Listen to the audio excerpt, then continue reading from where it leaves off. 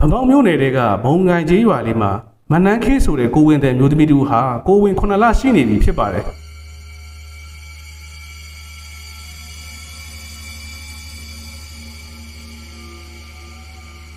အိမ်တော်တစ်ခုမှာရင်သွေးရလာတဲ့ကိစ္စအပေါ်ကိုပျော်ရွှင်နေရမယ်စားသူမဟာစိတ်သက်ကြလို့နေခဲ့ပါတယ်။ဘာကြောင့်လဲဆိုတော့သူမရဲ့ခင်မအိုက်နောက်ဟာနောက်မျိုးသမီးတူနဲ့ဖောက်ပြန်နေတာကိုသိလိုက်ရလို့ပဲဖြစ်ပါတယ်။သူတို့နှစ်ယောက်ဟာမကြာခဏအကြီးကျယ်ရန်ဖြစ်တတ်ပေမဲ့အိုက်နောက်ကတော့ပြောင်းလဲဖို့စဉ်းစားခြင်းလုံးဝမရှိခဲ့ပါဘူး။ညနေတစ်ခုမှလည်းသူတို့ဟာခါတိုင်းနေ့တွေလိုထပ်ပြီးရန်ဖြစ်ခဲ့ကြပါတယ်။ဒါပေမဲ့ဒီတစ်ချိန်မှာတော့သူတို့ရဲ့တီးခါနိုင်စွမ်းတွေကလုံးဝကုန်ဆုံးသွားခဲ့ပါပြီ။အခုတစ်ချိန်မှာတော့သူတို့ဟာအရင်ငါးထက်ကိုပိုပြီးပြင်းထန်စွာရန်ဖြစ်ခဲ့ကြပြီးတော့လမ်းခွဲတဲ့အထိဖြစ်သွားခဲ့ကြပါတယ်။အိုင်နာမင်းဘက်အချင်းထိဒီအချိုးတွေနဲ့ဆက်သွားနေအောင်မလဲ။နင်ကပဲထက်ကလေးကိုထက်မစင်းစားတော့ဘူးလား။ဟေးဒီမှာမိန်းမတွေပြောသမျှယောက်ျားတွေနားထောင်ရတဲ့ခက်ကကုံသွားပြီကွာ။တော်ပြီမင်းကငါလည်းစိတ်ကုံလာပြီ။ဒီတော့မင်းနဲ့ငါဒီတခါနောက်ဆုံးမယ်။အဲ့တော့ကအဲ့ဒီစကားကိုနောက်ဆုံးပြောပြီးသူ့ရဲ့စတီးနဲ့ဘိုက်ထဲကကလေးကိုဂယုမဆိုင်ပဲထွက်သွားခဲ့ပါတယ်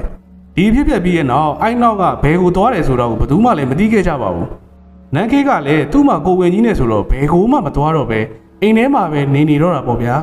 သူတို့အိမ်ကမနန်းခေးရဲ့တငယ်ချင်းကတော့အမြဲလိုအိမ်ကိုလာပြီးသူမကိုဟင်းသီးဟင်းရွက်တွေနဲ့ရေဘူးတွေလာပေးတတ်ပါတယ်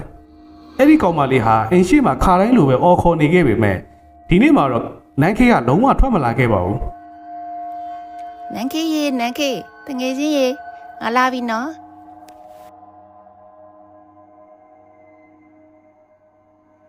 ်တခုခုမားနေပြီဆိုတာသိလိုက်ပြီးအိမ်ထဲကိုဝင်သွားခဲ့ပါတယ်အဲ့ဒီမှာသူမတွေးလိုက်ရတဲ့မြင်ကွင်းကြောင့်ထိတ်လန့်သွားပြီးအသက်ရှူရဲလူမီပါဖြစ်သွားခဲ့ပါတယ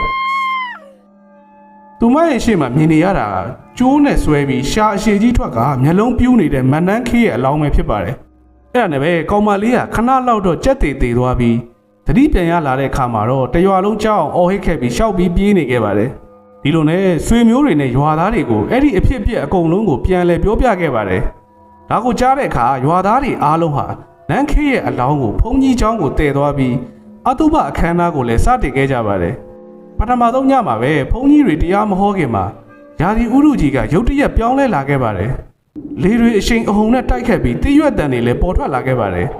မိုးချင်းတန်တွေကလည်းစူညံလာခဲ့ပြီးခြောက်ချားပွဲရအမျိုးသမီးတစ်ခုရဲ့အော်ဟစ်တန်လည်းထွက်ပေါ်လာခဲ့ပါတယ်အတုပပွဲကိုလာရောက်ကြတဲ့သူတွေဟာအလွန်အမင်းကြောက်ရွံ့သွားကြပြီးအိမ်ကိုပြန်ပြေးသွားကြပါတယ်ယာဒီဥရုဆိုးရွားတဲ့အတွက်အတုပပွဲဟာရက်ဆိုင်သွားခဲ့ရပါတယ်အဲ့ဒါဟာယာဒီဥရုကြောင့်လားဒါမှမဟုတ်ကိုဝင်နဲ့တိတ်ဆုံးခဲ့တဲ့နန်းခေးရဲ့တရေကြောင့်လားဆိုတာရွာသားတွေကအငင်းပွားနေခဲ့ကြပါတယ်နောက်တစ်ရက်အတုပပွဲမှာတော့လူအနှဲငယ်သာလာရောက်ခဲ့ကြပါတယ်သူဇနီးတည်ဆုံးသွားပြီဆိုတာကိုအခုမှသိတဲ့အိုင်းနောက်ဟာလည်းအတုပပွဲကိုရောက်လာခဲ့ပါတယ်ဒီလိုနဲ့အတုပပွဲပြီးဆုံးသွားခဲ့ပြီးလူတိုင်းလည်းအိမ်ကိုပြန်သွားကြပါတော့တယ်အိုင်းနောက်ဟာသူဆိုင်ငယ်ထားခဲ့တဲ့နေရာကိုရှောက်သွားရင်သူ့မျက်လုံးတောင်းကနေတစ်ပင်ကြီးပေါ်ကအရေးကြီးတစ်ခုကိုမြင်လိုက်ရပါတယ်လှည့်ကြည့်လိုက်တဲ့အခါမှာဘာမှမတွေ့ရတဲ့အတွက်သူဟာထင်အောင်ထင်မှားဖြစ်နေတာပါဆိုပြီးကိုနှစ်သိမ့်လိုက်ပါတယ်ဒီလိုနဲ့လမ်းလျှောက်လာရင်ဒုတိယအကြိမ်ထပ်မံမြင်တွေ့လိုက်ရပါတော့တယ်အဲ့ဒီအတန်ဟာအရန်အေးဆက်လွန်ပြီးရင်းနှီးနေခဲ့ပါတယ်သူဟာတစ်ပင်ကြီးစီကိုလှမ်းကြည့်လိုက်တဲ့အခါမှာသူ့ရဲ့ဇနီးနန်းခေးဟာတလေးကိုပွေးချရင်ထိုင်နေတာကိုတွေးလိုက်ရပါတော့တယ်အဲ့နောက်ဟာတခုံးမကိုမပြောနိုင်တော့ပဲဘုန်းကြီးเจ้าကနေတဲတဲမဲမဲပြေးထွက်ခဲ့ပါတယ်ဒီလိုနဲ့အဲ့နောက်ဟာအပြင်းဖျားပြီးမြေပြင်ပေါ်မှာပဲကျွန်တော်တောင်းပန်ပါတယ်ဆိုပြီးတော့ရေရွတ်နေခဲ့ပါတယ်ဒါပေမဲ့ဒီလိုကြောက်စရာကောင်းတဲ့ကိစ္စမျိုးတွေကိုအဲ့နောက်တယောက်တည်းကြုံတွေ့ခဲ့ရတာတော့မဟုတ်သေးပါဘူးအတုပပွဲပြီးဆုံးပြီးရက်အနှဲငယ်ကြာမှညနေခင်းတရက်မှာတော့အဖိုးတူဟာသူ့သမီးရဲ့အိမ်ကိုစပိန်စီးပြီးတွားနေခဲ့ပါတယ်အဲ့ဒီအချိန်တုန်းကလမ်းမီးတွေကလည်းမလင်းအိမ်တွေကလည်းမလင်းတဲ့အတွက်ပတ်ဝန်းကျင်ဟာမှောင်မိုက်နေခဲ့ပါတယ်အဲ့ဒီအဖိုးကြီးဟာနန်းခေးတို့ရဲ့အိမ်သားကိုရောက်လာတဲ့အခါမှာတော့အိမ်အောက်မှာတယောက်ထိုင်နေတာကိုလှမ်းပြီးမြင်လိုက်ရပါတယ်သူကတော့အိုင်းနောက်ဖြစ်မဲ့ထင်ခဲ့ပေမဲ့စပိန်နဲ့ပို့ပြီးနီးကပ်လာတဲ့အခါမှာတော့မျိုးသမီးတူဟာကလေးကိုတချင်းဆိုပြီးချောသိမ့်နေတဲ့အတန်ကိုကြားလိုက်ရပါတော့တယ်သူတေချာကြည့်လိုက်တဲ့အခါမှာမျက်လုံးပြူပြီးကလေးကိုအိယာဝင်တချင်းဆိုပေးနေတဲ့နန်းခေးဖြစ်နေတာကိုတွေးလိုက်ရပါတော့တယ်အဖိုးကြီးဟာစပိန်ကိုသူ့မှာရှိတဲ့အင်အားတွေတုံးပြီးနန်းခေးတို့ရဲ့အိမ်ရှိကနေအမြန်ဆုံးထွက်ပြေးသွားခဲ့ပါတော့တယ်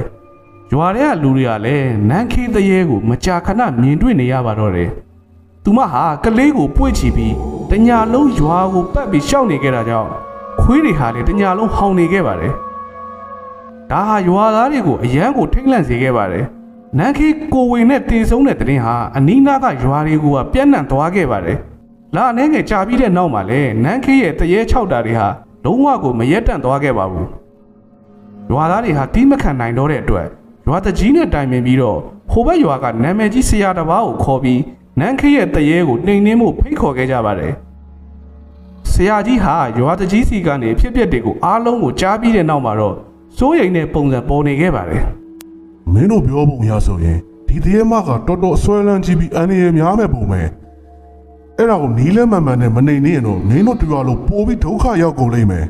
ငါကိုယ်တိုင်လိုက်ခဲ့ပြီးသူ့ကလေးခန္ဓာကိုယ်နဲ့ဝိညာဉ်ကိုလိပ်ပြခွဲပြီးကောင်းရဘုံဘွားကိုပို့ပေးမှရတော့မယ်ပြီးတော့မင်းတို့ကသူ့အလောင်းကိုပြန်ဖော်ဖို့ကူညီပေးကြဆရာကြီးရဲ့စကားကိုကြားတော့ရွာတကြီးနဲ့ရွာသားနှစ်ယောက်ဟာချက်ချင်းပဲနန်းခေးရဲ့အလောင်းကိုဘုန်းကြီးကျောင်းကိုတွားပြီးတည်ထုတ်လာခဲ့ပါတယ်နန်းခေးရဲ့အလောင်းဟာလားအတော်ကြာပေမဲ့ပုတ်သွားခြင်းမရှိပါဘူးအရေးပြားတွေခြောက်ပြီးအယိုးပေါ်အရေးတင်နေခဲ့ပါတယ်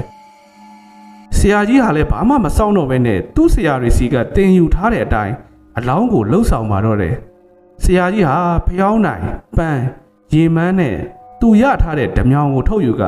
နန်းခေးရဲ့အလောင်းရဲ့ဘိုက်ပေါ်ကိုတင်ထားခဲ့လိုက်ပါတယ်ဆရာကြီးရွတ်ဆိုနေစဉ်မှာပဲကောင်းကင်ဟာရုတ်တရက်မဲမောင်သွားပြီးလေပြင်းတွေတိုက်ခတ်လာခဲ့ပါတယ်ရွာသားတွေဟာလည်းကြောက်ရွံ့ကြပြီးဆရာကြီးရဲ့နောက်မှာပုံအောင်နေခဲ့ကြပါတယ်ရုတ်တရက်နန်းခေးရဲ့မျက်နှာကပြုံးပြီးရေမောလိုက်တာကြောင့်ဆရာကြီးကိုစိန်ခေါ်နေတယ်လို့ဖြစ်နေခဲ့ပါတယ်ငါနေကောင်းရသူကတိရောက်ဖို့လာကူညီတာနေဒီဘွားကဆွဲတွေကိုလွတ်ချထားခဲ့ပြီးအေးချမ်းချမ်းနဲ့ကောင်းရမွန်ရဘုံဘွားကိုထွက်သွားလိုက်ပါတော့ကလေးမလေးဆရာကြီးကအဲ့လိုပြောပြီးသူမရဲ့နှစ်ဖူးကိုဓမြောင်နဲ့ရိုက်လိုက်ပါတယ်နန်းခေးဟာလည်းတဖြည်းဖြည်းတည်ငြိမ်သွားခဲ့ပါတော့တယ်အဲ့ဒါပြီးတဲ့နောက်တော့ဆရာကြီးကဝမ်ဘိုက်ကိုခွဲပြီးကလေးကိုထုတ်ယူကသူတို့နှစ်ယောက်ကိုခွဲခြားပေးခဲ့ပါတယ်နန်းခေးရဲ့ခန္ဓာကိုယ်ကိုမီးရှို့ပြီးကလေးလေးရဲ့အလောင်းကိုတော့နီးမှန်လမ်းမှန်နဲ့မြေမြုပ်ပေးခဲ့ပါတယ်ဆရာကြီးရဲ့လှုပ်ဆောင်မှုတွေအပြီးမှာတော့နန်းခေးတရေကိုဘယ်သူမှမတွေ့ခဲ့ရတော့ပါဘူးရှေးလူကြီးတွေကကိုဝင်ဆောင်မျိုးသမီးတဦးဟာတေဆုံးသွားရင်ဒါကိုတဘာဝလွန်တေဆုံးမှုတစ်မျိုးဆိုပြီးယူဆခဲ့ကြပါတယ်အဲ့လိုဖြစ်တဲ့အခါမိခင်နဲ့ကလေးကိုခွဲခြားပေးဖို့လုံးဝလိုအပ်ပါတယ်ဒါတွေကိုမလုပ်ဆောင်ရင်တရေဟာပုံမူကြောက်စရာကောင်းလာပြီးလူတွေကိုခြောက်လန့်စေတယ်လို့ယုံကြည်ခဲ့ကြပါတယ်